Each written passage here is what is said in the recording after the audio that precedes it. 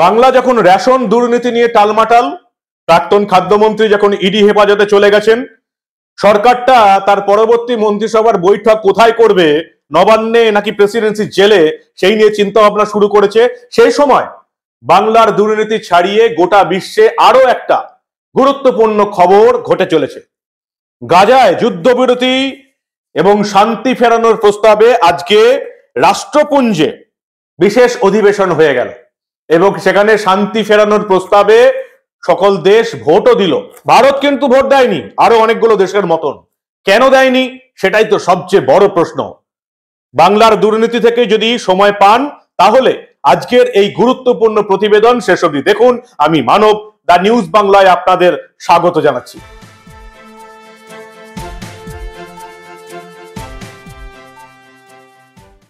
গাজায় শান্তি ফেরানোর জন্য রাষ্ট্রপুঞ্জে বৈঠক চলছে। শান্তি ফেরাতে হবে, কারণ গাজায় এই মুহূর্তে দেশটাতে হামাস জঙ্গিদের বেছে বেছে খতম করছে ইসরায়েল। যুদ্ধ শুরু হয়েছে। কারা যুদ্ধ শুরু করেছিল? গাজা থেকে বেরিয়ে এসে হামাস জঙ্গিরা যুদ্ধ শুরু করেছিল, ইসরায়েলে আক্রমণ করেছিল। কাদের মেরেছিল? ইসরায়েলের সাধারণ নাগরিক, যুবক যুবতী যারা মিউজিক ফেস্টিভ্যালে গিয়েছিল, সাধারণ মানুষ যারা কোনো পার্কে গিয়েছিল বা মলে গিয়েছিল, তাদেরকে বেছে বেছে গুলি করে মারা হয়েছে। বাড়ির ভেতর ঢুকে বৃদ্ধ বৃদ্ধা, নারী পুরুষ শিশু বাচ্চাদের নিয়মিত পণবন্দি করে নিয়ে আসা হয়েছে গাজাতে, যাতে ইসরায়েল আক্রমণ করলে তাদেরকে মানব ঢাল হিসাবে নিযুক্ত করা যায়। আর তারপর ইসরায়েল যখন নিজের দেশের এই অবস্থা দেখে প্রতিরোধ শুরু করলো, একদম গাজা থেকে হামাসকে নিকেশ করতে শুরু করলো, তখনই মুসলিম কান্ট্রিগুলোতে ত্রাহি ত্রাহি রব পড়ে গেল। হামাস জঙ্গিদের বাঁচাতে প্যালেস্টাইনের সাধারণ মানুষ বিপদে পড়ছে, এই অজুহাত নিয়ে আজকে আমরা দেখলাম রাষ্ট্রপুঞ্জে বিশেষ অধিবেশন হলো। যুদ্ধ নয়, শান্তি চাই। ভাই, যুদ্ধটা কারা শুরু করলো তাদের নামই এই বৈঠকে একবারও কেউ তুললো না। 193টা সদস্য দেশের প্রতিনিধিদের উপস্থিতিতে রাষ্ট্রপুঞ্জের সাধারণ সভার 10ম জরুরি অধিবেশনে আজকে ভোট গ্রহণ হয়ে গেল এবং এই ভোটে যুদ্ধ থামানোর পক্ষে রায় দিল প্রায় 120টির মতো দেশ। 45টার মতো দেশ দেখলাম ভোট গ্রহণ দেয়নি। 12টা না 14টা মতো দেশ এই প্রস্তাবের বিরুদ্ধে ভোট দিয়েছে। শেষ অব্দি যেটুকু আমরা দেখতে পেয়েছি, এখন অব্দি যেটুকু খবর, যুদ্ধ বন্ধ করার সপক্ষে ভোট দিয়েছে 120টা দেশ, প্রস্তাবের বিরুদ্ধে ভোট দিয়েছে 14টা দেশ, আর ভোটদান থেকে বিরত রয়েছে 45টা দেশ। এই বিশ্বের 45টা দেশ যুদ্ধ বিরতি, যেটা মুসলিম কান্ট্রিগুলো চেয়েছিল, সেখানে তাদেরকে ভোট দেয়নি। কেন ভোট দেয়নি? কারণ এদের দাবি হচ্ছে, বিশেষ করে ভারতের দাবি হচ্ছে, যে জন্য যুদ্ধ শুরু হয়েছিল, গাজা থেকে বেরিয়ে এসে হামাস জঙ্গিরা নিরপরাধ ইসরায়েলের উপর আক্রমণ করে যে যুদ্ধটা শুরু করেছিল, তার উল্লেখই নেই এই শান্তি চুক্তির প্রক্রিয়াটাতে। তাই ভারতের পাশাপাশি Japan, Ukraine, Canada, Australia, Britain, এই সমস্ত বিশ্বের উন্নত দেশগুলো ভোট দেয়নি, কারণ তারাও ইসরায়েলকে সাপোর্ট করছে। জঙ্গি গোষ্ঠীকে একেবারে নিকেশ করতে হবে। ভারতের সমালোচনা শুরু হয়ে গেছে মোদী সরকারের বিরুদ্ধে। প্রিয়াঙ্কা গান্ধী ভদ্রা, ইন্দিরা গান্ধীর নাতনি, রাজীব গান্ধীর মেয়ে, সমালোচনা করেছেন, রীতিমতো পোস্ট দিয়েছেন এবং সেখানে তিনি লিখেছেন, চোখের বদলে চোখ হলে গোটা দুনিয়া অন্ধ হয়ে যাবে বলেছিলেন মহাত্মা গান্ধী। আমি স্তম্ভিত, লজ্জিত যে আমাদের দেশ গাজায় যুদ্ধবিরতির সপক্ষে ভোটদান থেকে বিরত থাকলো।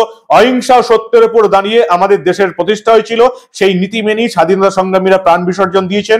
দেশের সংবিধানের জাতীয়তাবাদের ব্যাখ্যাও তার উপর ভিত্তি করি। কে লিখলেন? প্রিয়াঙ্কা গান্ধী ভদ্রা। তিনি মনে হয় এটা জানেন না যে তার ঠাকুমার বাবা কি করেছিলেন এই ভারতবর্ষে। ইন্দিরা গান্ধীর বাবা জওহরলাল নেহেরু কি করেছিলেন কাশ্মীর নিয়ে, সেটা মনে হয় প্রিয়াঙ্কা গান্ধীকে তার বাবা মা শেখাননি। কাশ্মীর যখন ভারতে অন্তর্ভুক্ত হলো, কাশ্মীরের রাজা হরি সিং এর আমন্ত্রণ পেয়ে ভারত কাশ্মীরকে নিজের ভেতরে ঢোকালো। সেই সময় পাকিস্তান জঙ্গি গোষ্ঠীরা আক্রমণ করলো কাশ্মীরে, একটা বিস্তীর্ণ অংশ দখল করে নিয়েছিল। ভারতের সঙ্গে যুদ্ধ শুরু হলো, আপনারা জানেন সেই যুদ্ধে পাকিস্তানের হার হলো, ভারত জিতেছিল। কিন্তু তৎকালীন ভারতের প্রধানমন্ত্রী জওহরলাল নেহেরু সেই অবস্থায় যুদ্ধে জেতার পর কাশ্মীরের অধিকৃত এলাকা দখলে থাকা, পাকিস্তানের দখলে থাকা এলাকা দখলমুক্ত না করেই তিনি চলে গিয়েছিলেন এই রাষ্ট্রপুঞ্জে শান্তি প্রক্রিয়া শুরু করতে। তার লোভ ছিল নোবেল শান্তি পুরস্কার পাওয়ার। রাজনীতিবিদরা এমনটাই বলে থাকেন।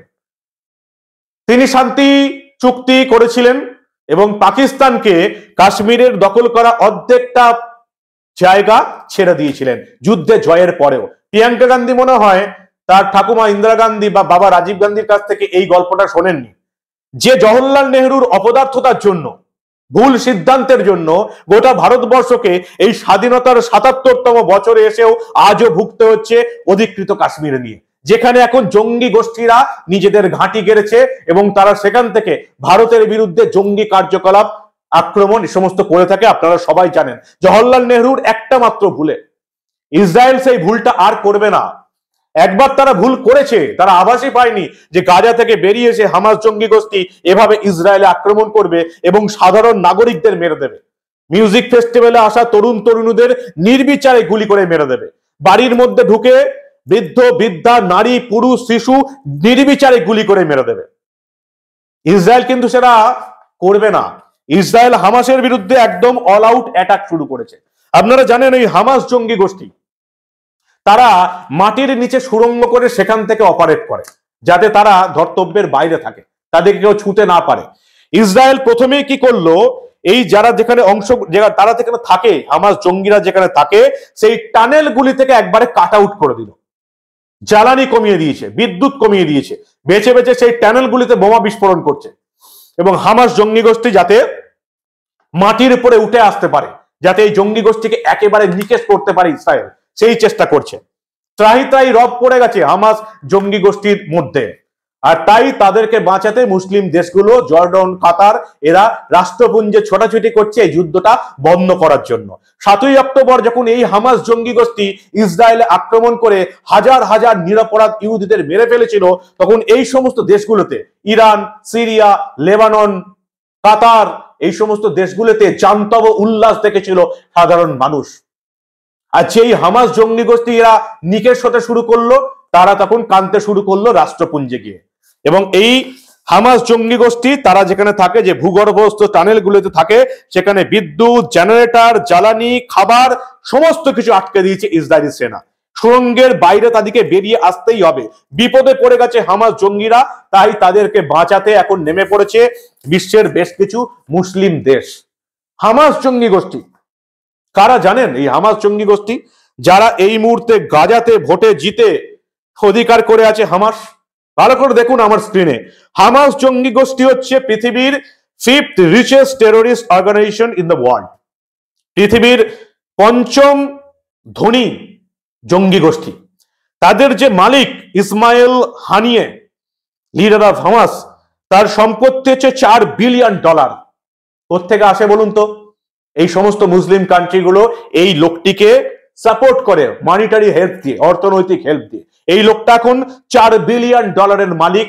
পুরো টাকাটা খরচা হয় শুধুমাত্র জঙ্গি গোষ্ঠীর ট্রেনিং এবং বিভিন্ন দেশে আক্রমণ করার জন্য। হামাস জঙ্গি গোষ্ঠী, এদের আসল নাম হচ্ছে হারাকাত আল মুকায়ুম্মা আল ইসলামিয়া। ইংরেজিতে মানে করলে এরকম দাঁড়াবে the Islamic resistant movement. Hamas হচ্ছে গাজার ইলেক্টেড রুলিং পার্টি। ভাবতে পারছেন একটা জঙ্গি গোষ্ঠীকেও কারা ইলেকটেড পার্টি ভোট দিয়ে নির্বাচন করতে পারে দেশের জন্য। গাজাতে এই হামাস জঙ্গি গোষ্ঠীকেই ভোট দিয়ে ইলেকশন জিতিয়েছে সেখানকার বাসিন্দারা। ভাবতে পারছেন এই পৃথিবীর কতটা লজ্জাকর পরিস্থিতি এখন এই গাজাতে হয়ে আসছে, এই হামাস জঙ্গি গোষ্ঠী করে রেখেছে। কিসে তারা মানি ডিস্ট্রিবিউশন করে, ইনভেস্ট করে? উন্নয়নটা কিসে করে? খাবার, মানুষের কাছে জল পৌঁছে দিতে, মেডিকেল সাপ্লাই, স্কুল? একদম না। এই হামাস জঙ্গি গোষ্ঠী একটা জায়গাতেই ফান্ডিং করে, সেটা হচ্ছে টেররিজম। জঙ্গি গোষ্ঠী জঙ্গিদের হয়ে ফান্ড করে, আর তাই তাদের শেষ করতে উদ্যোগে নিয়েছেন ইসরায়েল। আর সেজন্যই ত্রাহি তাই রব পড়ে গেছে এবং রাষ্ট্রপুঞ্জে এরা চলে গেছে যুদ্ধ বন্ধ করতে। রাষ্ট্রপুঞ্জে যুদ্ধ বন্ধের প্রস্তাব স্বীকৃত হয়েছে, কিন্তু ইসরায়েলকে যুদ্ধ বন্ধ করবে? সবাই কি আর ভারতের প্রধানমন্ত্রী, প্রাক্তন প্রধানমন্ত্রী জওহরলাল নেহরু হয়, যে পাকিস্তানের সঙ্গে যুদ্ধে জেতার পর অর্ধেকটা কাশ্মীর তাদের হেফাজতে রেখে শান্তি চুক্তি করতে যাবে? সবাই কি এত বড় অপদার্থ হয়? হয় না। ইসরায়েল পরিষ্কার জানিয়ে দিয়েছে যতক্ষণ না হামাস থেকে গাজা থেকে এই হামাস জঙ্গি গোষ্ঠীকে একেবারে বিধ্বস্ত করতে পারবে, ততক্ষণ তারা লড়াই চালিয়ে যাবে। এই পৃথিবীতে জঙ্গিদের কোনো স্থান নেই। তারা মহাভারতের নীতি নিয়েছে। অধর্মকে শেষ করতে ধর্মকেও মাঝে মাঝে যুদ্ধ করতে হয়, যেটা মহাভারতে হয়েছিল। পাণ্ডবদের যুদ্ধ করতে হয়েছিল কৌরবদের বিরুদ্ধে, শান্তিপ্রিয় পাণ্ডবদেরও যুদ্ধে নামতে হয়েছিল, কারণ অধর্মকে একেবারে শেষ করতে গেলে তাদের বিরুদ্ধে লড়াই করতে হয় ধর্মকে। ঠিক তেমন গাজাতে এই হামাস জঙ্গি গোষ্ঠী পৃথিবীর একটা অন্ধকারময় জাতি, একটা অন্ধকারময় অংশকে যদি ধ্বংস করতে হয়, এই পৃথিবীতে যদি শান্তি ফিরিয়ে আনতে হয় তাদেরকে, তাহলে এই হামাস জঙ্গি গোষ্ঠীদের একেবারে সমূলে মারতে হবে। ঠিক সেটাই করে চলেছে ইসরায়েল। পরিষ্কার তারা জানিয়ে দিয়েছে, যতই আপনারা যুদ্ধ বিরোধীতে সম্মত হন, যতক্ষণ না আমরা এই 1400 ইহুদি নিহত হওয়ার প্রতিরোধ করতে পারবো এবং একটিও হামাস জঙ্গিকে আমরা ছেড়ে দেবো না, ততক্ষণ আমরা যুদ্ধ বন্ধ করব না। 40টা মুসলিম দেশ যুদ্ধ বন্ধ করতে চাইছে, কারণ হামাস জঙ্গি গোষ্ঠী শেষ হয়ে আসছে। আর ভারত এই প্রস্তাবে ভোট দেয়নি, নিজেরা ভোট দ্বারে বিরত দেখেছে। আরো 45টা দেশের মতন, অস্ট্রেলিয়া, কানাডা, ব্রিটেন এদের মতন, জাপান এদের মতন।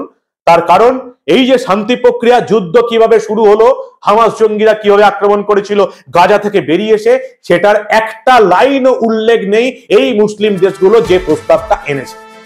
সেজন্যই ভারত ভোট দেয়নি, অস্ট্রেলিয়া ভোট দেয়নি, কানাডা, ব্রিটেন, জাপান কেউ ভোট দেয়নি। আর সেই নিয়ে সমালোচনা করছে কারা? কংগ্রেস। যে কংগ্রেসের প্রধানমন্ত্রী জওহরলাল নেহরুর একটা ভুলের জন্য 77 বছর পরেও কাশ্মীর নিয়ে আমরা ভুগছি, সেই ভুলটা করতে চায় না ইসরায়েল। সবটা তো আপনারা শুনলেন, আপনারা কি বলেন? আপনাদের মূল্যবান মতামত জানান দা নিউজ বাংলার কমেন্ট সেকশনে। আর দেখতে রাখুন দা নিউজ বাংলা, আমরা কোনো ঘটনায় চেপে রাখতে দেব না।